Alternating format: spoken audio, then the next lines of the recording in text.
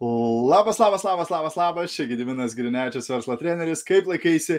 Ir šiandien noriu su tavimi pakalbėti apie tai, kad tu esi arba pliusas, arba minusas žmonių gyvenimuose. Tad jeigu žiūri šį video įrašą, padaryk man paslaugą, parašyk grotelės įrašas į komentarus. Jei esi naujas arba nauja, jeigu pirmą kartą žiūri vieną iš mano video, būčiau labai dėkingas, jeigu parašytum naujas arba naujai komentarus. Ir žinoma, jeigu gausi šio video naudos arba manai kažkam kitam šis video galėtų būti naudingas, būčiau nepaprastai dėkingas, jeigu pasidalintum šio video ir parašytum į komentarus pasidalinau.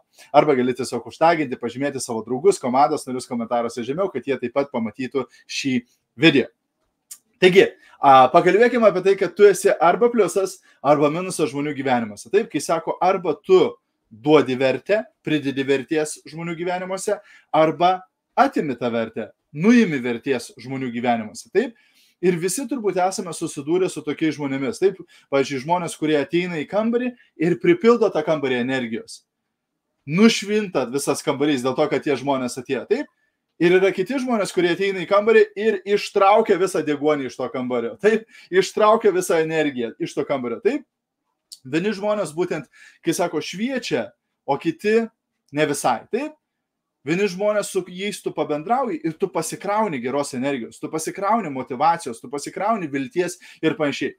Su kitais žmonėmis tu pabendrauji ir tu prarandi norą gyventi, taip? Nes jie skundžiasi, nes jie pilni negatyvo, nes viskas blogai, nes viskas negerai, nes viskas jiems kliūna, visi jiems blogi ir panašiai, taip? Ir galbūt kvailas klausimas, bet su kuriais žmonėmis tu nori labiau praleisti daugiau laiko? Savaime aišku, taip, daugelis iš mūsų mes norime leisti laiką su žmonėmis, kurie yra pozityvūs, iš kurių mes pasikraunam geros energijos, taip? Tad nenuostabu, kad kai kurie žmonės neturi draugų, neturi jokių žmonių, su kuriais reguliariai bendrautų ar panašiai, nes jie savo negatyvumu, jie būdami tuo minusu, atbaido visus. Nes niekas nenori pastoviai leisti laiko su žmogumi, kuris išsunkia iš jų energiją. Niekas nenori leisti pastoviai laiko su žmogumi, kuris demotyvuoja juos, taip? Kuriam viskas blogai, kuris pastoviai skundžiasi, kuris pastoviai apkalbinėja kitus ir panašiai, nes tai ištraukia energiją iš tavęs, taip? Dėl to, bet mes, ir žmogus gali tai išgirsti, nu tai va, kaip man nepasisekė, kad aš esu negatyvus žmogus. Tai nėra kažkas įgimto, tai nėra kažkas, ką tu gauni visam gyvenimui, taip? Tai yra kažkas, ką mes galime išsiugdyti. Tai yra kaip raumuo, taip? Reiškia, net jeigu tu buvai tas žmogus, kuris nuolatos skųsdavosi, kuriam viskas buvo blogai, kuris kaltino visą pasaulį ir panašiai, tu gali pasikeisti. Tu gali pakeisti savo požiūrį, tu kontroliuoji savo požiūrį.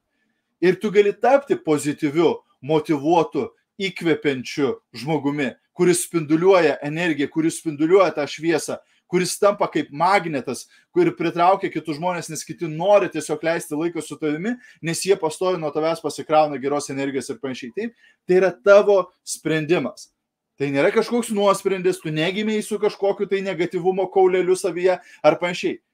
Tiesiog būtent galbūt stebėdamas arba stebėdama aplinką arba dėl kažkokių kitų priežasčių tu tapai tokiu negatyviu žmogumi, bet tu bet kada tai gali pakeisti. Tu bet kada gali pasikeisti ir tapti pozityviu žmogumi. Ir tapti žmogumi, kuris būtent spinduliuoja tą pozityvę energiją. Geras pavyzdys yra socialinė medija. Taip? Pažiūrėjant mano socialinės medijos, ant mano Facebook'o, Instagram'o ir TikTok'o, tu su žiburiu nerasi negatyvios informacijos. Tu niekad nepamatysi, kad aš skundžiuosi dėl kažko, kad aš apkalbinėju kažką, kad aš kažkokią kitą negatyvią informaciją dalinuosi. O, pažiūrėkit, kokia buvo katastrofa, kiek žmonių numirė. O, pažiūrėkit, va, kokia buvo žmogžudystė, va, Kaune, pasižiūrėkite, o. Nes tai yra negatyvi informacija, kam aš ją dalinčiausi? Kam aš dar nuodyčiau kitų žmonių gyvenimus? Taip, aš pats tokios informacijos nežiūriu ir jo labiau nesidalinu su kitais. Ir tada tu sukuri savo socialinę mediją tokią, kad žmonės sako, o, aš visą laiką, kai užeinu pas ją arba pas jį į Facebook'ą, Instagram'ą, visą laiką pasikraunu kažkokios geros energijos. Taip? Mes renkamės, ką dalintis. Bet pas kai kuriuos žmonės aš užeinu ant sienos ir man tiesiog už galvos susimti norisi. Taip? Kokią informaciją jie dalinasi. Ir jie stebėsi, kodėl aš nepritraukiu klientų ir verslo partnerių. Nes tavo socialinė medija toksiška. Tu daliniesi toksišką informaciją, tu daliniesi negatyviais dalykais, nuo kurių žmonės nori bėgti. Nes tavo požiūris yra toksiškas, taip? Kai tu bendrauji su žmonėmis, jie praranda viltį gyventi, taip? Nes tau viskas blogai, nes tu pastoji skundėsi, nes pas tave viskas negerai gyvenime, taip? Nes visi kiti žmonės yra blogi, nes tu visą laiką juos apkalbinėjai ir panašiai. Ir tu stebiesi, dėl ko taip yra, dėl ko niekas nenori su tavim bendrauti, dėl ko tu neturi draugų, dėl ko niekas nenori su tavim daryti verslo, nes jie pagalvoja, kad reikės su tavim praleisti daug laiko, jiems, kaip sakant, baisu darosi. Sunku tai priimti, sunku tai įvardinti, taip, sunku tai, kaip sakė, pripažinti tą faktą kartais, kad problema esu aš, kad aš atbaidau tos žmonės, kad aš kažką pasakau ar padarau, kas tos žmonės atbaido, taip? Bet kai tu tai supranti, kad tu kontroliuoji tą situaciją, tu gali po truputėlį pradėti keisti tuos dalykus, taip? Vietoj to, kad skūstis, ieškoti galimybių, vietoj to, kad apkalbinėti kitus žmonės, sakyti gerus dalykus apie kitus žmonės, vietoj to, kad dalintis negatyvią informaciją, dalintis kažką pozityvaus, įkvėpiančio ir panašiai, taip, ir tapti tuo pliusu žmonių gyvenime, vietoj to, kad tu būtum tas minusas žmonių gyvenime, taip, ir va matau, Irmantas užduoda gerą klausimą, o ką daryti, jei šeimos nariai tokie, gal dėl to aš taip, kaip išvažiuoju vienas, kur aš pailsiu ir atsigaunu morališkai vidumi. Būtent, kalba eina čia apie tai, koks tu esi žmogus. Nesvarbu, kokie tavo šeimos nariai. Jeigu tavo šeimos narys, draugas, pažįstamas, bendradarbis dabar negatyvus, tai ką? Tai reiškia, kad tu turi būti negatyvus? Taip? Turbūt visi atsimenat, ką mama sakydavo vaikystėje. Jeigu jisai šoktų nuo stogo ir tu šoktum nuo stogo, taip? Reiškia, kad kiti, tu nekontroliuoji, kaip elgesi kiti, bet tu kontroliuoji, kaip tu elgesi. Taip? Tu kontroliuoji, kokią informaciją tu vartoji.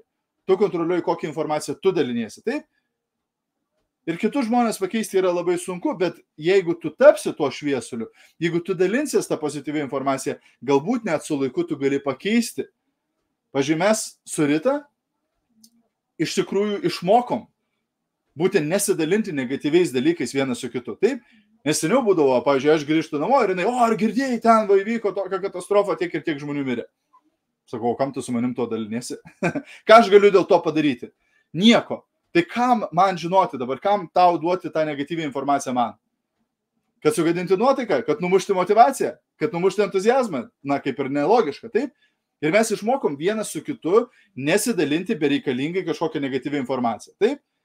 Jeigu aš galiu kažką dėl to padaryti, taip? Ar girdėjai, va, kaimynas susilaužė koją, aš galiu nueiti ir nupirkti kaimynui maisto atnešti, taip? Nes jis dabar negali eiti, taip? Nes jisai susilaužė koją. Aš galiu dėl to kažką padaryti. Bet man žinoti, kiek įvyko žmogžudysčių, kiek įvyko avarijų, kiek įvyko kažko, man to nereikia žinoti, nes aš to negaliu pakeisti bet kokiu atveju ir tai tik vienintelis dalykas, ką tai padarys, tai išsiurbs energiją iš manęs, taip? Tai reiškia, mes tokiu būdu galime su savo namiškiais laikui bėgant išmokti geriau pasidalinti kažką pozityvaus, kažką naudingo, kažką įkvėpiančio, vietoj to, kad pastoja dalintis negatyviais dalykais, taip? Tai va. Toksai patarimas šiandien, tikiuosi, kad buvo naudinga, linkiu labai geros dienos ir taip pat primenu, kad liko tik tai 2 savaitės užsiregistruoti į patyriminę stovyklą Retritą Šiaurės Kipre, kuris įvyks gegužės pabaigoje, birželio pradžioje. Nekantraujame su visais jumis praleisti būtent tą savaitę kartu, kaip sakant, valgyti, kartu keliauti, kartu mokintis, kartu medituoti, kartu patirti įspūdžius ir patirtis būtent Kipre. Kipras viena yra mūsų mėgstamiausių vietų pasaulyje ir nekantraujame su jumis pasidalinti savo mėgstamiausiomis vietomis, pavežioti jūs būtent po tam tikras lankytinas vietas ir tuo pačiu pasidalinti konceptais, idėjomis, strategijomis, kurios mums su Rita labiausiai padėjo pakeisti mūsų gyvenimus, labiausiai padėjo mums psichologiškai ir finansiškai ir panašiai. Ir būtent šito retrito metu mes tikrai nersime giliau į tam tikrus konceptus, kurie labai tikime jums padės taip pat sukurti dar geresnius rezultatus savo gyvenime, patirti proveržius, patirti tą gyvenimo transformaciją ir dar greičiau realizuoti savo tikslus. Jeigu nori sužinoti daugiau, spausk nuorodą šio video aprašyme, ten rasi visą informaciją apie retritą Kipre ir galėsi rezervuoti savo vietą. Geros dienos ir iki greito. Čiau, viso, iki.